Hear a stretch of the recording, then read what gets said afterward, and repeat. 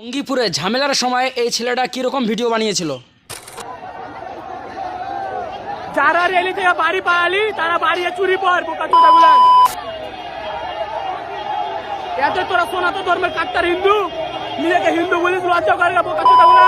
এবং যখন ঝামেলা নিয়ন্ত্রণে আসে তারপরে দেখুন এই ছেলেটা কীরকম কথাবার্তা বলছে। তো হ্যালো বন্ধুরা, তো এই কথাটা বলতে চলেছি কালকে যে রঘুনাথগঞ্জের ঝামেলা হলো সেই ঝামেলার ব্যাপারে। আর এই কথাটা আমি কোনো জাতের জন্য বলছি না, ঠিক আছে, যেটা সত্যি সেটাই বলছি।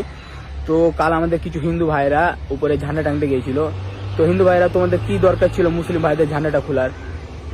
এটা তো কোনো কারণ ছিল না, তুমি তো পাশে পারলে বাঁধতে পারতা, ঠিক আছে, পাশে অনেক জায়গা ছিল, কি দরকার ছিল? কাল তোমাদের জন্য কত ব্যবসায়িকরা অনেক লসকান হলো, তারপরে কত মুসলিম ভাই আগত হলো, কত হিন্দু ভাই আগত হলো, তোমরা নিয়েও আর কি ঝামেলা লাগিয়ে পালিয়ে গেলে, ঠিক আছে। ক্ষতিটা কাদের হলো? আমাদের হিন্দু ভাই, আমাদের মুসলিম ভাই আর ব্যবসায়িকদের, ঠিক আছে। তোমরা সত্যি হলো এর আগে কোনোদিন রঘুনাথগঞ্জে আমাদের হিন্দু মুসলিমের ঝামেলা হয়েছে?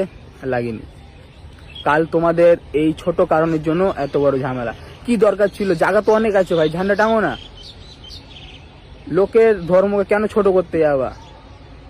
নিজের ধর্ম নিজে পালন করো। তোমার কাছে যেমন আমাদের কাছে বলছি, আমাদের কাছে যেমন আমাদের রামের ধর্ম সমান, ঠিক আছে, বড়, তেমন ওদের কাছে ওদের ইসলাম ধর্ম বড়, ঠিক আছে। কি দরকার ভাই এরকম ঝামেলা করার? কাল তোমাদের কারণে এত বড় ঝামেলা হলো। তো চলো ভাই, দেখা হবে আবার পরে। একটা কথায় আছে না, ঠেলায় না পড়লে বিড়াল গাছে ওঠে না, সে হচ্ছে কথা।